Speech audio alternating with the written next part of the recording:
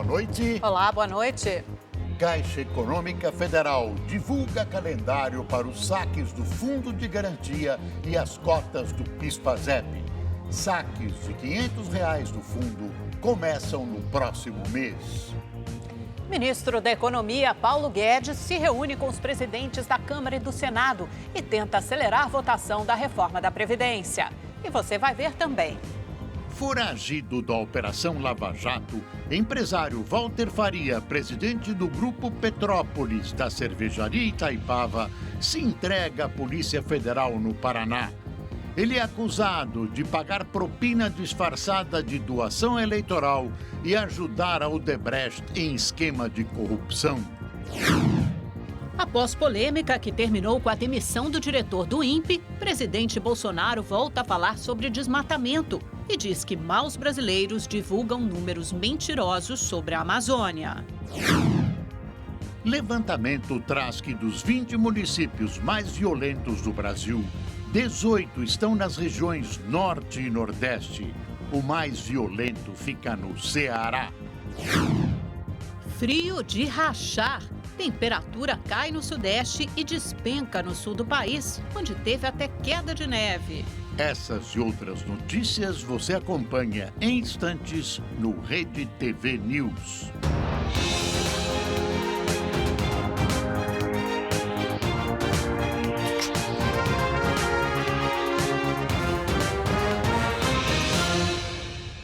Está prevista para amanhã a retomada da votação da reforma da Previdência na Câmara dos Deputados. O texto, aprovado pela primeira vez no começo de julho, precisa passar por um segundo turno de votação.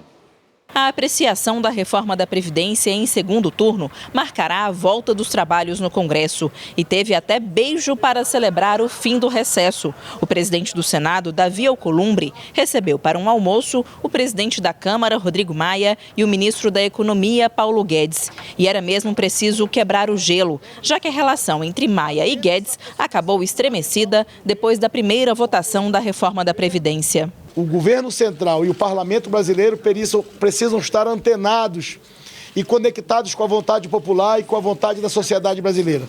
E esse almoço de confraternização e de cortesia promovido por mim como presidente do Congresso Nacional é a demonstração clara que nós estamos juntos em torno de causas que são de um Estado brasileiro, de uma nação e não de um governo. A previsão é que a votação começasse já nesta terça-feira, mas ela pode ser adiada. Ainda falta contar 2 sessões do prazo necessário entre o primeiro e o segundo turno. O programado é que uma sessão tivesse sido contada hoje, mas não houve quórum suficiente. Com isso, restam 2 possibilidades: contar uma sessão na terça e outra na quarta e só começar a votação na quarta-feira à tarde, ou apresentar um requerimento pedindo que esse prazo seja ignorado e começar a votação amanhã à tarde. Mas essa segunda possibilidade gera um desgaste a mais para o governo. As bancadas também já começaram a se movimentar para apresentar novos destaques, que são sugestões de mudança no texto. Agora, as alterações só podem ser feitas por destaques supressivos, ou seja, pela retirada de artigos da proposta. Um dos temas que deve estar entre os destaques é o valor da pensão por morte, que pode ser menor que um salário mínimo se o beneficiário tiver outra fonte de renda. Esse assunto já foi tema de negociação no primeiro turno. Embora seja um tema sensível, já ficou claro que ninguém vai receber menos do que o salário mínimo, né? Foi feita uma emenda de redação para corrigir a questão de se referir somente o limite à questão do emprego formal, renda formal. Então, com isso, a gente está muito tranquilo. O destaque supressivo ele não é contraditório com o acordo. Na verdade, o acordo foi feito já minimizando a gravidade do problema. Mas nós precisamos mostrar que o impacto financeiro da pensão de um salário mínimo ele é muito pequeno em relação ao acordo que foi feito. Manter o atual texto constitucional, que é melhor do que o acordo que foi feito, garantindo a pensão mínima de um salário mínimo. Para que o texto seja aprovado, são necessários 308 votos. Depois que a reforma passar pela Câmara, ela ainda terá que ser analisada pelo Senado. As perspectivas de aprovação são boas, tanto neste segundo turno na Câmara como no Senado. Ainda há negociações a fazer, incluindo, embora o governo negue, verbas e cargos. O importante é a aprovação rápida da reforma da Previdência e que o Congresso se lance imediatamente da reforma tributária, ambas necessárias para que a economia do país comece a deslanchar, para que o Brasil enfrente várias de suas mazelas, principalmente o desemprego. O ministro da Ciência e Tecnologia, Marcos Pontes, escolheu o militar e doutor em desenvolvimento sustentável, Darton Policarpo Damião, para comandar interinamente o Instituto Nacional de Pesquisas Espaciais. O INPE é responsável pelo monitoramento e divulgação de dados do desmatamento no país. Ele vai substituir Ricardo Galvão, demitido na última sexta-feira. A exoneração ocorreu após a divulgação de dados sobre o desmatamento na Amazônia. Hoje, durante a inauguração de uma usina solar no reservatório de Sobradinho, na Bahia, o presidente Jair Bolsonaro voltou a falar sobre o assunto. A Amazônia é um potencial incalculável. Por isso, o mundo está de olho nela. Por isso, alguns maus brasileiros ousam fazer campanha com números mentirosos contra a nossa Amazônia. E nós temos que vencer isso e mostrar para o mundo, primeiro, que o governo mudou. E depois, que nós temos responsabilidade para mantê-la nossa, sem abrir mão de explorá-la de forma sustentável. O novo presidente do INPE, esse que foi nomeado agora é provisório, vai ter uma tarefa muito difícil pela frente. Ou confirma os números de desmatamento anunciados até agora pelo Instituto, ou, através de outros estudos, mostre, como diz Bolsonaro, que eles estão errados. O que não se pode, não se deve, é inadmissível, é censurar os dados, o que equivaleria a punir o portador da informação. A Caixa Econômica Federal divulgou hoje o calendário para os saques do Fundo de Garantia e das cotas do PIS. O anúncio foi feito hoje pelo presidente do banco, Pedro Guimarães. Para quem tem conta poupança na Caixa, o resgate imediato de até R$ 500 de cada conta, ativa e inativa, do Fundo de Garantia será automático. Correntistas nascidos de janeiro a abril recebem no dia 13 de setembro. Quem faz aniversário de maio a agosto terá o crédito em 27 de setembro. E para os aniversariantes de setembro a dezembro, o saque será no dia 9 de outubro. Quem tem conta poupança na Caixa que tenha sido aberta até o dia 24 de julho deste ano e não quer receber automaticamente, vai ter que avisar ao banco. O prazo vai até 30 de abril de 2020 para solicitar a devolução do valor para o FGTS ou a transferência para outro banco. Segundo a Caixa, 33 milhões de pessoas devem receber o crédito automaticamente. Para os não correntistas, o calendário ficou assim. Nascidos em janeiro e fevereiro poderão sacar em outubro. Para quem faz aniversário em março e abril, o saque começa em novembro. Para os nascidos em maio e junho, o resgate será em dezembro. Aniversariantes de julho, agosto e setembro poderão receber em janeiro de 2020. Nascidos em outubro e novembro terão direito aos valores em fevereiro. E para os aniversariantes de dezembro, os saques começarão em março do ano que vem. Vale lembrar, nessa modalidade, o limite é de R$ 500 por conta do FGTS. Ou seja, se o trabalhador tiver duas contas, uma com saldo de R$ 2.000 e outra com saldo de R$ 1.000, vai poder sacar R$ 500 de cada uma. Se tiver menos de R$ 500, fica liberada a retirada do valor total. Além disso, esse saque imediato não mexe no pagamento do Fundo de Garantia em casos de demissão sem justa causa. Para quem tiver o cartão cidadão e senha, os saques poderão ser feitos nos caixas eletrônicos. E os saques de até R$ 100 poderão ser feitos em casa lotérica, com apresentação de documento de identidade original, com foto e número do CPF. Segundo o presidente da Caixa, nos dias de depósitos e saques, as agências vão funcionar em horário especial. Na semana subsequente, na sexta-feira e na semana subsequente, nós abriremos 2 horas normalmente antes. Então, se o horário normal de abertura é às 10 horas da manhã, naturalmente abre às 8, na sexta-feira que a gente anunciar, de segunda a sexta depois, e no sábado, um dia depois do anúncio, abre às 9 horas da manhã. Também foi anunciado o calendário para o chamado saque aniversário. Nessa modalidade, o trabalhador poderá sacar um percentual do saldo do FGTS anualmente. E os valores variam de acordo com o saldo. Quem tiver menos dinheiro poderá sacar um percentual maior. E quem tiver um saldo maior terá direito a retirar uma fatia menor. Os interessados em aderir ao saque aniversário deverão informar a Caixa a partir do dia 1º de outubro. Nessa modalidade, o calendário para os saques ficou assim. Nascidos em janeiro e fevereiro poderão sacar de abril a junho do ano que vem. Aniversariantes de março e abril poderão resgatar de maio a julho. Para quem nasceu em maio e junho, o resgate estará disponível de junho a agosto. Para nascidos em julho, o período irá de julho a setembro. A partir daí, os saques poderão ser feitos numa janela de 3 meses, iniciando no mês de aniversário. Quem entrar no saque aniversário deverá permanecer por no mínimo 2 anos nessa opção. Porém, o trabalhador fica impedido de sacar o fundo de garantia caso seja demitido sem justa causa. Já o pagamento de multa de 40% sobre o valor total do saldo está mantido. Além do FGTS, a Caixa e o governo federal vão dar mais uma chance para saques do PIS. Dessa vez, não há prazo determinado para retirada. Todos os cadastrados no PIS até 4 de outubro de 1988 que tenham saldo poderão sacar de acordo com esse calendário. Crédito em conta na Caixa para todas as idades a partir do dia 19 de agosto.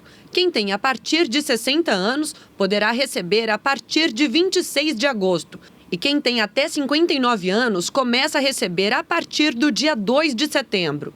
Segundo a Caixa, mais de 106 milhões de trabalhadores têm direito ao saque dos recursos, o que deve injetar 42 bilhões de reais na economia até 2020. Esses saques devem dar um pouco de fôlego à economia e algum alento às classes mais necessitadas e também à classe média.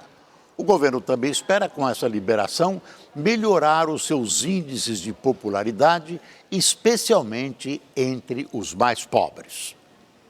O número de micro e pequenas empresas inadimplentes vem crescendo, segundo o levantamento da Serasa Experian. O setor de serviços é o que mais sofre. A economia não acelera, os negócios estão parados, mas as despesas continuam. Sabendo disso e com 700 funcionários, Gianluca recorreu a um empréstimo para pagar os salários, fornecedores e impostos e fugir de vez da inadimplência. Apenas essa saída. Nós tentamos em alguns outros setores e recorremos ao mercado financeiro no período de crise para desafogar um pouco as nossas dívidas, né? E dar uma equalizada no fluxo de caixa. Muitos empresários fazem como o Gianluca. Batem a porta dos bancos para arranjar um empréstimo, ganhar fôlego e manter os compromissos em dia. Só que isso pode ser uma armadilha se o empréstimo não vier acompanhado de um bom planejamento. Para esse especialista, a dificuldade financeira é um sinal de alerta. O empresário precisa se organizar, saber de onde vem e, principalmente, para onde vai o dinheiro da empresa, além de buscar novas oportunidades de receita. Com essa organização, você consegue perceber de onde vem o dinheiro, em quais datas, eventualmente, para onde vai e com qual grupo de despesas. Dessa maneira, você consegue identificar despesas que, eventualmente, não são tão necessárias ou trocar uma despesa mais cara por uma mais barata. Um estudo da Serasa Experian mostra que o problema é maior que o esperado. 5.434.000 micro e pequenas empresas estavam inadimplentes em maio deste ano. Um aumento de 6,1% em relação a maio de 2018, quando a economia brasileira sofreu com a greve dos caminhoneiros. Para o economista-chefe da Serasa, as empresas do setor de serviços são as que correm mais risco de ficarem inadimplentes, por serem as mais afetadas numa economia estagnada. Com o quadro atual de desemprego e estagnação dos salários, a renda do consumidor não cresce. Então, sem o consumidor com renda crescendo no bolso, empresas ligadas ao setor de serviços que dependem da renda, da evolução da renda, acabam ficando numa dificuldade ainda mais acentuada. O governador de São Paulo chegou hoje a Pequim para uma visita de 6 dias à China. João Dória busca atrair investidores e ampliar exportações ao país asiático. Os detalhes com o enviado especial Marcelo Espíndola. Acompanhado de secretários e empresários, João Dória realizou o primeiro encontro do dia no Banco da China, onde apresentou as oportunidades de negociações bilaterais. Segundo o governador, no estado de São Paulo está a maioria das 250 empresas chinesas que atuam no Brasil. E para atrair ainda mais as companhias daqui do gigante asiático, Dória aposta no programa de privatizações. No passado, em São Paulo, tínhamos apenas as PPPs e raríssimas concessões, mas nenhuma privatização. Agora temos várias concessões também, algumas privatizações e muitas PPPs, parcerias público-privadas. E preparamos, através de consultorias, todos esses modelos em 62 projetos de desestatização.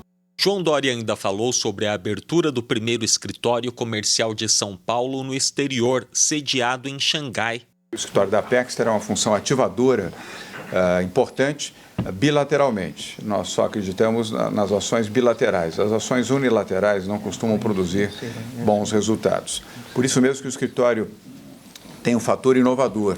Ele está sendo financiado ou cofinanciado por empresas chinesas que têm interesse no Brasil e empresas brasileiras que têm interesse na China. Um escritório que tem o suporte majoritário do setor privado, ele não fica suscetível a intempéries políticas nem a mudanças repentinas. A despoluição do Rio Pinheiros, na capital paulista, promessa de campanha do governador, também foi assunto no encontro. A gigante estatal chinesa CRCC afirmou durante a reunião que está interessada em participar da licitação do projeto. Nós temos que acelerar o processo. E para que não haja mais a poluição dos afluentes no Pinheiros, a Sabesp já saiu na frente. Já lançou processo de licitação para a conexão de uma série, um número bastante grande de residências na sua rede de coleta e tratamento de esgoto. No fim do dia, o governador se encontrou com a presidente do Fundo de Cooperação Industrial para Expansão e Capacidade Produtiva, que tem cerca de 20 bilhões de dólares para investir na América Latina. Marcelo Espíndola, enviado especial a Pequim para o Rede TV News. A Prefeitura de São Paulo anunciou hoje que vai recorrer da decisão da Justiça que paralisou as obras de revitalização do Vale do Anhangabaú, no centro da capital. Um projeto de 80 milhões de reais previsto para ser entregue em junho do ano que vem. A decisão da Justiça saiu no fim de semana, quando as máquinas da Prefeitura ainda trabalhavam no local. O pedido foi da Associação Preserva São Paulo, que questiona a legitimidade da reforma. São vários problemas, várias ilegalidades nesse projeto. Estão removendo inúmeras árvores de grande porte que estão lá no Anhangabaú.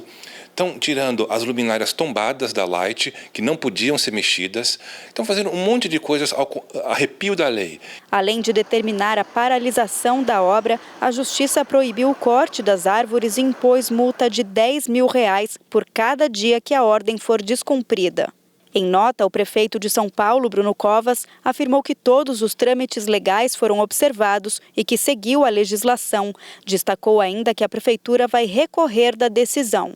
Por enquanto, a reforma vai ficar parada. Hoje, as máquinas nem foram ligadas. A obra começou no dia 10 de junho, mas já é um projeto antigo, de 2013, portanto, da gestão anterior. Segundo a Prefeitura, o objetivo é revitalizar o centro e incentivar a ocupação do espaço público com a inserção de atrativos. Na proposta, o Vale do Anhangabaú terá cafés, floriculturas, sanitários, ludoteca, entre outras opções de lazer. Vão ser 13 pontos que são destinados a diversos usos públicos e pequenos cafés e restaurantes para estimular as pessoas a ficarem naquele local. Outra coisa que vai mudar e que vai melhorar bastante é a possibilidade de se utilizar esse espaço para diversos shows e eventos aqui na região central de São Paulo. O projeto ainda contará com 480 árvores e uma fonte com 850 pontos de jatos d'água que serão controlados conforme o uso do espaço. Mas para a Associação Preserva São Paulo, a fonte seria um problema de saúde pública. Esse projeto, na verdade, vai ser uma poça d'água gigante, por incrível que pareça, no Anhangabaú, com 850 chuveirinhos esguichando água suja nas pessoas. Não é uma fonte, qualquer pessoa pode entrar lá, pode sair, quer dizer, então as pessoas vão ser contaminadas por essa água e, além disso, essa poça d'água gigante vai ser um foco de criação do mosquito da dengue e da febre amarela. Neste projeto não vai acontecer, não vai ter nenhuma situação que haja água parada naquele lugar. A água é imediatamente, após sair pelas fontes, pelos aspersores, ela é drenada e passa para um sistema de filtragem, ou seja, não existe risco à saúde pública nesta obra, nesse futuro projeto. Claro que a reforma vai acabar continuando. Essa obra é uma espécie de cartão de visitas da gestão Bruno Covas, candidato à reeleição no ano que vem. Ele era vice de João Dória, se você quiser interpretar como reeleição, interprete. Muita gente acha que não, que ele vai ser candidato à eleição. Ele, Bruno Covas, é do PSDB, um partido em crise que encolheu e se dividiu nos últimos tempos.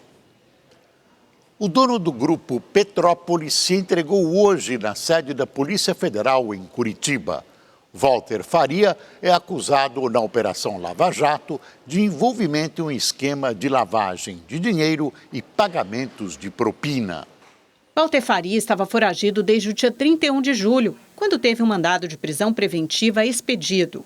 Ele foi alvo da Lava Jato na Operação Rock City. Segundo o Ministério Público Federal, Faria e outros executivos do Grupo Petrópolis lavaram 329 milhões de reais em contas bancárias fora do país. Eles teriam auxiliado a Odebrecht a pagar propina, trocando reais no Brasil por dólares em contas no exterior. Entre 2008 e 2014, o esquema de lavagem de dinheiro teria envolvido cerca de 208 milhões de reais em pagamentos em dinheiro e ao menos 121 milhões de reais em doações eleitorais. Ainda de acordo com as investigações, a Odebrecht oferecia vantagens em contrapartida, como a realização de obras subfaturadas. Segundo os procuradores, Walter Faria tinha pelo menos 38 offshores e usou a lei de repatriação de divisas para, em 2017, trazer de volta ao Brasil uma cifra bilionária de origem ilegal. O Grupo Petrópolis fabrica energéticos e cervejas. A principal delas é a Itaipava. A empresa tem 7 fábricas em 5 estados. Agora vamos ao vivo ao Rio de Janeiro para conversar com o repórter Tony Vendramini, que tem mais informações sobre a prisão de Walter Faria, dono do Grupo Petrópolis. Boa noite, Tony. Boa noite, Amanda. Boa noite, Boris. Boa noite a todos que nos acompanham. Depois de se entregar, Walter Faria prestou um rápido depoimento em Curitiba. O empresário disse que já prestou 12 declarações à Polícia Federal em São Paulo e Brasília e ao Ministério Público Federal no Rio de Janeiro. Ele também se comprometeu a juntar as cópias desses depoimentos. Walter Faria afirmou que foi preso na Operação Cevada em 2005, mas que não foi denunciado na ocasião e declarou que responde a processos na Justiça Federal de Santos e na Justiça Estadual do Rio de Janeiro. O advogado do empresário, Paulo Campos, disse em nota que Walter se apresentou no intuito de esclarecer os fatos, reiterando os diversos depoimentos dados anteriormente às autoridades competentes. Ao vivo do Rio de Janeiro, Tony Vendramini para o Rede TV News. O senhor Faria está enrolado até a medula. Além de ter sido cúmplice dos crimes da Odebrecht, repatriou dinheiro sujo, alegando ter chegado às suas mãos de maneira lícita. Uma tremenda mentira. 3 pessoas morreram e 8 ficaram feridas em um acidente envolvendo um carro, uma carreta e um grupo de ciclistas. Eles estavam na BR-365 em Patrocínio, no interior de Minas Gerais. 6 dos 12 ciclistas que trafegavam em comboio pelo acostamento foram atropelados. Um deles morreu na hora. O acidente foi na manhã de ontem. De acordo com a Polícia Rodoviária Federal, o motorista tentou fazer uma ultrapassagem irregular, perdeu o controle da direção e bateu em uma carreta no sentido contrário. Após o impacto, o veículo atingiu os ciclistas e capotou em seguida. 2 passageiros do carro também morreram. O condutor do carro está internado. Em Santo André, no ABC Paulista, um motorista de um ônibus intermunicipal perdeu o controle da direção, bateu em um poste e invadiu uma loja. Equipes do SAMU e do Corpo de Bombeiros foram acionadas para a remoção do veículo e do motorista, que ficou preso às ferragens. 2 faixas da via ficaram interditadas. Cerca de 1 hora depois, o condutor foi retirado do veículo. Segundo a direção da empresa de transporte público, o motorista estava sozinho. O estado de saúde dele não foi divulgado. A polícia tenta descobrir quem é o motorista que atropelou um cadeirante tetraplégico e fugiu sem prestar socorro em Belo Horizonte. A vítima segue internada com vários ferimentos. Gladstone Ferreira Santana tem 53 anos e é tetraplégico desde os 21. Internado no pronto-socorro com ferimentos por todo o corpo, ele aguarda exames para fazer uma cirurgia. Ele teve 19 pontos na testa, ele está com o corpo bem dolorido. Nós pensávamos que era somente uma fratura na bacia, mas já ficamos sabendo que também tem uma fratura no fêmur. Gladstone estava a caminho da igreja por volta das 7 da noite de ontem. Por causa da calçada irregular, seguia na cadeira de rodas junto à guia desta avenida, quando foi atingido de frente por um carro e arremessado para o alto.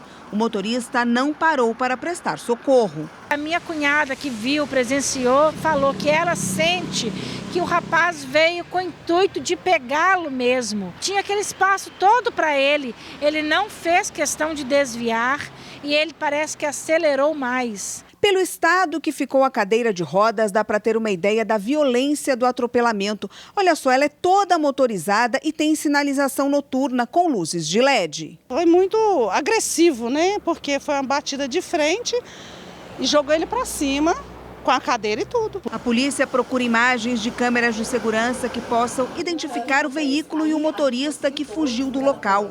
Gladstone ainda não tem previsão de alta do hospital. Aquela cadeira que já foi doada há 22 anos, que já precisava de reforma, eram as pernas do meu irmão. E agora? Dos 20 municípios mais violentos do Brasil, 18 estão nas regiões Norte e Nordeste. O mais perigoso fica no Ceará. É o que revelam os números do Atlas da Violência. Maracanaú, na região metropolitana de Fortaleza, tem pouco mais de 200 mil moradores. O município é o mais violento do país. Em 2017, foram 145 assassinatos para cada 100 mil habitantes. Os números são do Atlas da Violência e foram divulgados hoje. Além de Maracanaú, o Ceará teve outro destaque negativo.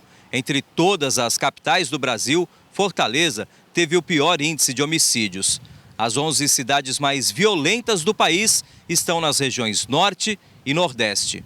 Com 87 mortes a cada 100 mil habitantes em 2017, a capital cearense fica no topo da lista. Na sequência vem Rio Branco, Belém, Natal, Salvador, Maceió, Recife, Aracaju, Manaus, Macapá e Boa Vista. São Paulo, Campo Grande e Brasília são as capitais menos violentas. Eu acho que o grande dado que nós temos é a questão da desigualdade social. O outro dado também é a questão da migração das facções. Durante a inauguração de um novo complexo policial, o governador do Ceará, Camilo Santana, do PT, falou sobre os investimentos feitos na área de segurança. Onde o Estado que contratou mais de 10 mil homens na segurança, onde comprou armas importadas, carro, nenhum município do cearense deixou de receber viaturas e armas novas no meu governo. Uma política de segurança pública correta é uma política que usa efetivamente o serviço de inteligência. Nós não podemos conter violência com violência, né? Nós vamos conter com conhecimento, de uma forma mais racional, da gente trabalhar o crime em si, né? E isso leva em consideração um plano nacional, né? Um casal foi morto nesse fim de semana na zona oeste de São Paulo. A polícia acredita em latrocínio, que significa matar para roubar. Estas imagens mostram os dois suspeitos passando pela rua onde ocorreu o crime. Minutos depois, eles voltam correndo. O casal Vitor Coimbra, de 31 anos, e Patrícia Cássia, de 34, chegava em casa quando foi abordado pelos assaltantes. Eles foram socorridos, mas morreram no hospital. No momento do crime, o casal estava com a filha de apenas 4 meses. O caso foi registrado como latrocínio, roubo seguido de morte. Uma fisioterapeuta foi espancada, estuprada e morta por um vizinho em abril de 2017 no Recife. O dia do crime virou um marco na luta contra o feminicídio em Pernambuco. Agora, um júri popular vai determinar o futuro do único suspeito do assassinato. Foram 2 anos e 3 meses de agonia para os familiares e amigos. Emocionado, o pai de Mirela Sena disse que o momento é difícil, mas espera que o julgamento deixe um legado para a sociedade. E toda vez que se fala o nome dela, a saudade é muito imensa. E nada vai fazer com que ela volte para nós. Que isso seja um legado aí para a sociedade, para cobrar da justiça outros casos que têm acontecido, porque a cada dia que passa a gente percebe que essa estatística tem sempre aumentado. O réu Edivan Luiz era vizinho da vítima e acusado dos crimes de homicídio triplamente qualificado, estupro e feminicídio. Ele nega os crimes. O acusado alega ter chegado pela manhã e se trancado no próprio apartamento, negando completamente a participação no ato criminoso. O Ministério Público indicou 4 testemunhas de acusação. O síndico, que chamou a polícia, uma vizinha e uma amiga da vítima, além de uma pessoa que teria sido agredida pelo réu. Para a promotoria, as provas são incontestáveis. A vítima foi despida violentamente, ele montou em cima da vítima. A vítima lutou para viver, para manter sua vida, segurando com as 2 mãos a faca que ele a esgojou. Tinha sangue dela nas roupas dele, ele limpou com aquelas roupas que tinha sangue dela o apartamento dele. Tássia Mirela de Sena Araújo tinha 28 anos e morava em um flat em Boa Viagem, zona sul do Recife. Ela teve o apartamento invadido, foi estuprada, torturada e morta, com um corte profundo no pescoço. Sua morte virou símbolo de luta. 5 de abril é o Dia Estadual de Combate ao Feminicídio. A temperatura caiu bastante no sul do país e o tempo gelado levou muita gente à Serra Gaúcha. E o Rede TV News foi acompanhar a movimentação nas ruas e o aumento nas vendas do comércio de Gramado, no Rio Grande do Sul. O clima de romance tomava conta das calçadas. E quando falam que a Serra tem clima europeu, quem conhece confirma. A Serra sempre tem um clima romântico, a gente fica bem à vontade, tem lugar para a família, lugar para o romance. É sempre muito bom, o turismo também é bem legal. Ah, é lindo aqui, né? A gente se sente na Europa, em Gramado. A previsão, que era de temperaturas bem baixas para este final de semana na Serra Gaúcha, se confirmou. E os turistas aproveitaram. Mesmo com touca, gorros, mantas e todos os acessórios possíveis para espantar o frio, as ruas de Gramado estavam lotadas. Quem também ganha com as temperaturas lá embaixo é o comércio. Em todos os setores, o aumento das vendas é notável. Só em Gramado, são mais de 500 estabelecimentos. O frio, ele sempre é um atrativo importante para a gente no questão de vendas, porque ele faz com que as pessoas tenham a percepção da necessidade de alguma roupa diferente, de peças diferentes. Aqui se vende roupa, se vende couro, se vende chocolate, se vende vinho, se vende queijo, se vende uma série de produtos, os nossos lojistas têm aqui, né? E o turista se farta com essa variedade. E se engana quem acha que a Serra Gaúcha é lugar apenas para o amor. Por aqui, as famílias se divertem. O Frederico é frequentador assíduo da cidade. E o que ele mais gosta? Eu tenho apartamento aqui em Gramado e daí eu venho bastante aqui uma vez por semana. A gente vem pra cá pra curtir. E o que tu mais gosta aqui? O chocolate e os restaurantes que são muito bons. E aí, será que esse frio todo continua? Hora de saber como fica a previsão do tempo para amanhã em todo o Brasil com a Gabriela de França. Olá, boa noite para todo mundo. Não foi só no sul do Brasil que as temperaturas ficaram bem baixas nesse final de semana, não, viu? O frio se espalhou por outras regiões do Brasil. Domingo foi gelado na capital paulista. Foi a tarde mais fria dos últimos 6 anos. A máxima não passou de 12,2 graus e com tempo fechado e úmido, a sensação foi de mais frio ainda. Tarde mais fria do ano também para os cariocas. No Rio de Janeiro, 19,6 graus. Em Curitiba também teve recorde de frio, com mínima de 2,3 graus. Muito frio. Agora, frio mesmo, é claro, foi mais intenso aí no sul do Brasil, interior do Rio Grande do Sul, de Santa Catarina. Urupema com menos 8 graus negativos, muito frio. Foi a menor temperatura em todo o Brasil. Hoje cedo a gente teve uma forte geada em São Joaquim, deu até para fazer, olha, um boneco de neve, ficou bonitinho até. E olha só, a água da torneira amanheceu congelada em algumas cidades. O ar polar já está perdendo força, a temperatura começa a subir aí aos pouquinhos, mas ainda faz friozinho, principalmente no período da manhã, aqui no Centro-Sul. Em Porto Alegre, mínima de 9 graus nessa terça-feira e máxima de 25. Vai ser assim também na capital paulista, ainda faz friozinho pela manhã, à noitinha, essa madrugada vai ser gelada, mínima de apenas 11 graus, a máxima para amanhã de 22 graus, um pouco mais quente do que hoje, e no decorrer da semana vai subindo, olha, na quinta-feira chega aos 26 graus. No Rio de Janeiro, mesma coisa, fica mais fresquinho pela manhã, à noite também, mas à tarde esquenta bem, máxima de 26 graus e até quinta-feira, olha, sol e calor de 29 graus. E o sol vai predominar em grande parte do Brasil amanhã, em toda essa área em amarelo, mas atenção, viu, para essa área em destaque aqui, que pega o sul de Minas, interior de São Paulo, sul de Goiás, partes aqui do leste do Mato Grosso do Sul, onde o tempo fica carregado com chuva, principalmente entre o norte paulista e o Triângulo Mineiro. Tempo instável, carregado, com chuva também, aqui entre o Espírito Santo e áreas da costa leste do Nordeste. Em Recife, gente, tem previsão de chuva nos próximos dias, amanhã, na quarta. A máxima fica aí na casa dos 28 graus, 22 na quarta-feira. Agora a gente vai para Salvador, onde a tendência é de bastante chuva nos próximos dias, principalmente na quarta-feira, máxima de 27 graus. Em Vitória, no Espírito Santo, o tempo fica nublado, bastante carregado, mas é chuva fraca, viu, em forma de garoa aí, máxima de 22 amanhã e de 24 na quarta-feira. E as pancadas de chuva continuam no extremo norte do Brasil, mas é aquela chuva que chega a partir da tarde, o sol predomina e vai estar quente, hein?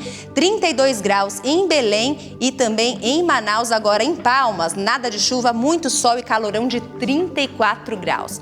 E olha, para encerrar, teve um registro de tremor no Oceano Atlântico, ali na região da costa leste, né, do Nordeste, a cerca de 700 quilômetros de Fernando de Noronha. Esse tremor de magnitude 5,8 foi assunto hoje nas redes sociais, mas olha, pode ficar tranquilo, não tem risco de tsunami, viu? Amanhã espero você com mais informações do tempo. Até amanhã. Tchau, tchau. O governo da Índia revogou o status especial da Caxemira. A região é alvo de disputa há décadas com o Paquistão. A decisão gerou um bate-boca no parlamento indiano.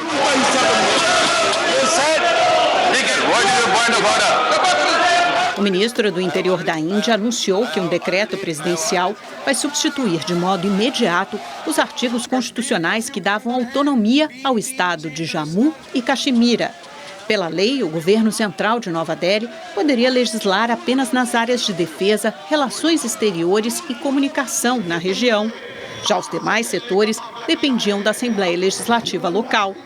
Líderes da oposição criticaram a mudança. Já o governo paquistanês classificou a decisão como ilegal e afirmou que nenhuma medida unilateral do governo indiano pode modificar o estatuto. Nos últimos dias, a Índia enviou 35 mil soldados ao local. A comunicação via internet e telefone foi cortada. Autoridades indianas também pediram para os turistas deixarem o território. O porta-voz da Secretaria-Geral da ONU disse que acompanha a situação tensa na Caxemira com preocupação e pediu moderação aos dois lados. A Caxemira é um vale montanhoso que faz fronteira com o Paquistão e a Índia, e os dois países disputam a região. Uma greve geral levou Hong Kong ao caos hoje. Várias linhas de trem e metrô ficaram fechadas e voos foram cancelados. 7 distritos registraram manifestações e confrontos. Uma multidão foi às ruas para protestar mais uma vez contra a extradição de criminosos para a China e contra o governo. O clima ficou tenso quando um grupo de pessoas vestidas de camisetas brancas, armadas com facas e barras de bambu, entrou em confronto com os manifestantes e atacou a polícia. Neste outro local, os policiais lançaram bombas de gás lacrimogêneo em direção às pessoas que bloqueavam a entrada de uma estação de trem e continuaram agindo contra manifestantes nesta avenida. Este vídeo mostra uma adolescente de 16 anos, assustada, falando ao celular com a mãe antes de ser presa pela tropa de choque. Os policiais pedem para a garota tirar a máscara e ela discute. Mas acaba algemada e levada à delegacia. Os protestos contra a lei de extradição entraram na 9ª semana em Hong Kong. Hoje, uma greve geral convocada pela internet paralisou mais de 20 serviços na capital. Mais de 2.000 funcionários da aviação civil aderiram às paralisações e cerca de 70 voos foram cancelados. O presidente do Egito classificou como ato terrorista a explosão de um carro próximo a um hospital no Cairo. 20 pessoas morreram e 30 ficaram feridas. A explosão aconteceu em frente ao Instituto Nacional do Câncer, na cidade do Cairo, e provocou um incêndio de grandes proporções.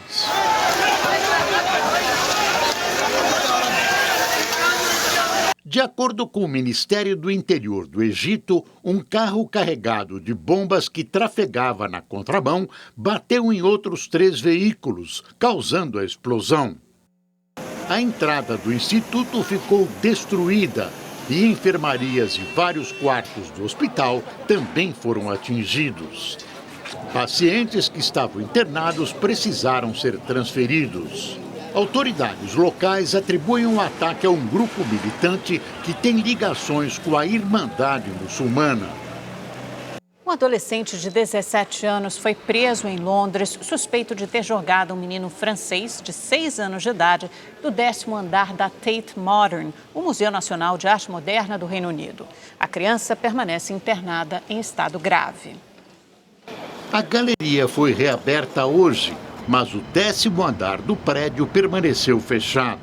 O Tate Modern é um dos museus mais conhecidos de Londres. Só no ano passado, recebeu quase 6 milhões de visitantes.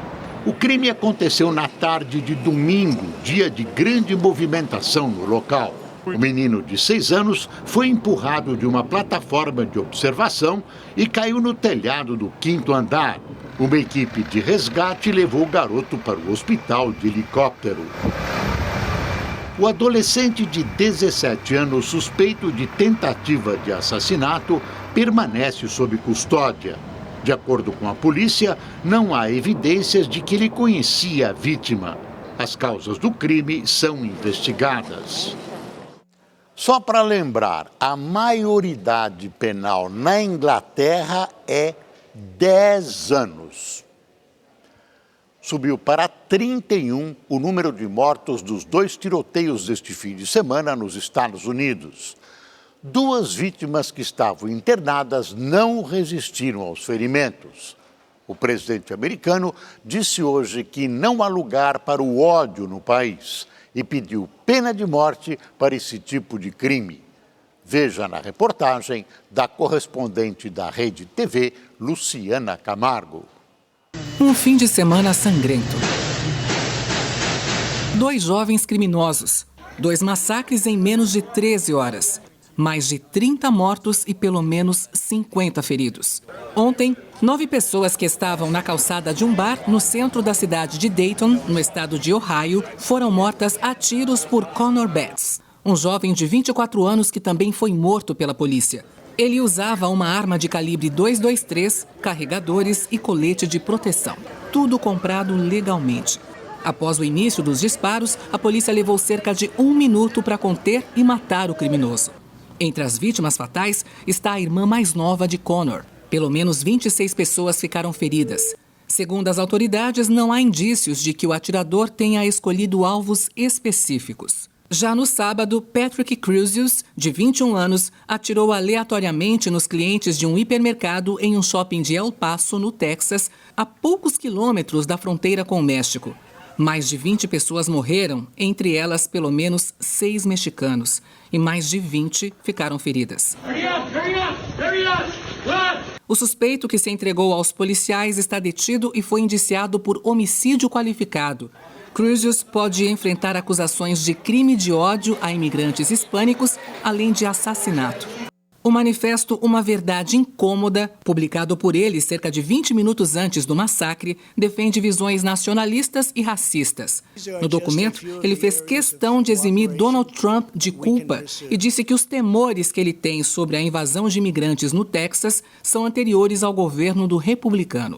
Hoje, o presidente americano disse que pediu urgência na elaboração de um projeto de lei que condene os assassinos em massa e os criminosos de ódio à pena de morte. Trump falou que a pena capital precisa ser entregue rapidamente, definitivamente e sem anos de demora desnecessária.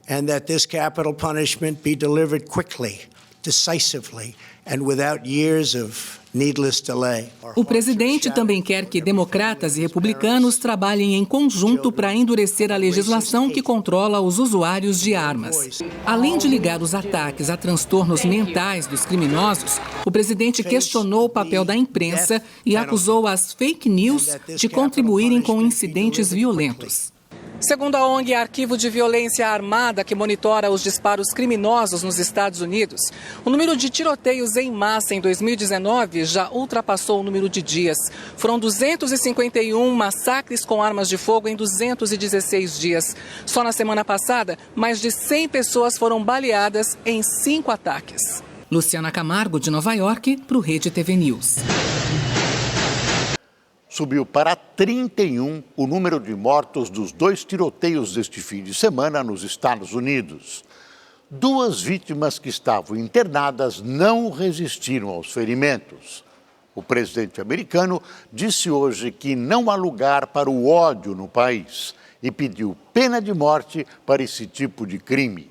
Veja na reportagem da correspondente da Rede TV, Luciana Camargo. Um fim de semana sangrento. 2 jovens criminosos, 2 massacres em menos de 13 horas. Mais de 30 mortos e pelo menos 50 feridos. Ontem, 9 pessoas que estavam na calçada de um bar no centro da cidade de Dayton, no estado de Ohio, foram mortas a tiros por Connor Betts, um jovem de 24 anos que também foi morto pela polícia. Ele usava uma arma de calibre .223, carregadores e colete de proteção. Tudo comprado legalmente. Após o início dos disparos, a polícia levou cerca de 1 minuto para conter e matar o criminoso. Entre as vítimas fatais está a irmã mais nova de Connor. Pelo menos 26 pessoas ficaram feridas. Segundo as autoridades, não há indícios de que o atirador tenha escolhido alvos específicos. Já no sábado, Patrick Crusius, de 21 anos, atirou aleatoriamente nos clientes de um hipermercado em um shopping de El Paso, no Texas, a poucos quilômetros da fronteira com o México. Mais de 20 pessoas morreram, entre elas pelo menos 6 mexicanos, e mais de 20 ficaram feridas. O suspeito, que se entregou aos policiais, está detido e foi indiciado por homicídio qualificado. Crusius pode enfrentar acusações de crime de ódio a imigrantes hispânicos, além de assassinato. O manifesto Uma Verdade Incômoda, publicado por ele cerca de 20 minutos antes do massacre, defende visões nacionalistas e racistas.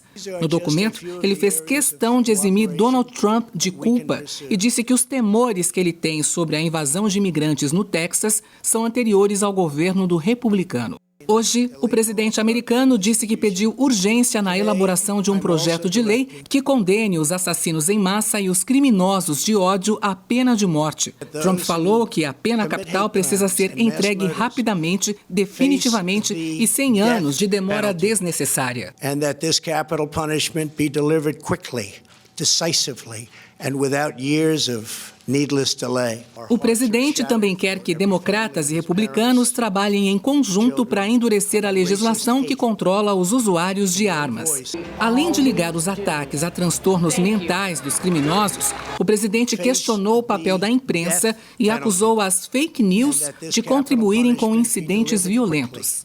Segundo a ONG Arquivo de Violência Armada, que monitora os disparos criminosos nos Estados Unidos, o número de tiroteios em massa em 2019 já ultrapassou o número de dias. Foram 251 massacres com armas de fogo em 216 dias.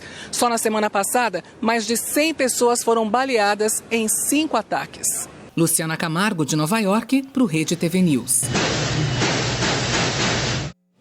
Agora, o esporte. O Campeonato Brasileiro foi marcado por clássicos dentro de campo, mas também por muita violência fora dele. Numa rodada de clássicos, cenas lamentáveis não faltaram. O ônibus do Cruzeiro foi recebido no Independência, campo do Atlético Mineiro, a pedradas. Esta imagem mostra o momento que uma delas é arremessada contra o veículo para a revolta do time celeste. O que eles estão querendo com isso? Que alguém realmente machuque? Quase aconteceu agora. Na primeira vez foram pequenas lesões na minha mão, mas eu sou cirurgião, machuco minha mão, eu não opero. Agora quase que foi. Se tivesse vazado, iria ser na cabeça de 2 jogadores. Em Fortaleza, torcedores do Clássico Rei entraram em conflito. Aqui, um deles caiu no chão e foi espancado. Para conter os baderneiros, uma escrivã de polícia chegou ao local atirando. Um segundo disparo foi dado quando ela partiu para cima dos vândalos. Atira! Atira, mulher! Depois, atirou para cima e avisou. Em São Paulo, a violência começou um dia antes do clássico Corinthians e Palmeiras. Revoltados com o desempenho do time, torcedores alviverdes foram ao CT protestar e o alvo foi o treinador. Eles ameaçaram Felipão de morte.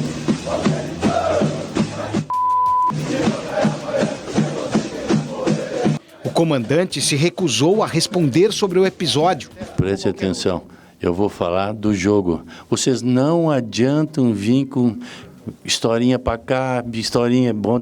Não vou falar sobre nada disso. O técnico ainda desmentiu os boatos de que pediria demissão depois das ameaças. Ouviram o quê? Boato. Boatos, por isso que eu estou querendo esclarecer. Então, está esclarecido. Mas a violência ultrapassou fronteiras. Lá na Inglaterra, na final da Supercopa, os hooligans se enfrentaram no metrô de Londres. Torcedores do Manchester City trocaram socos com os do Liverpool. A confusão demorou para terminar. Numa rodada de clássicos e finais, o futebol saiu perdendo.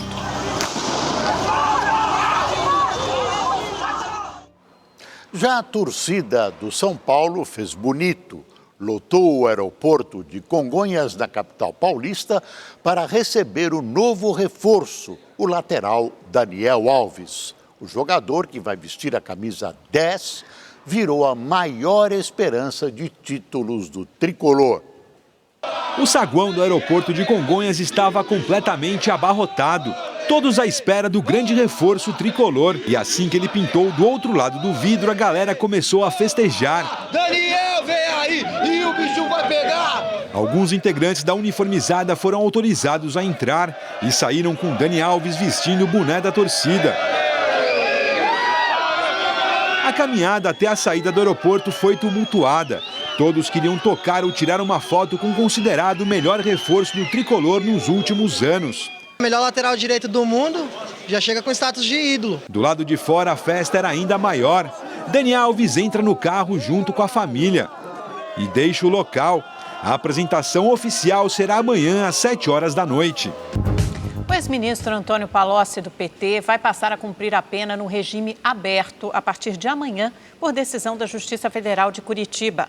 Palocci foi condenado na Operação Lava Jato por corrupção e lavagem de dinheiro e teve a pena estipulada em 9 anos e 10 dias de prisão.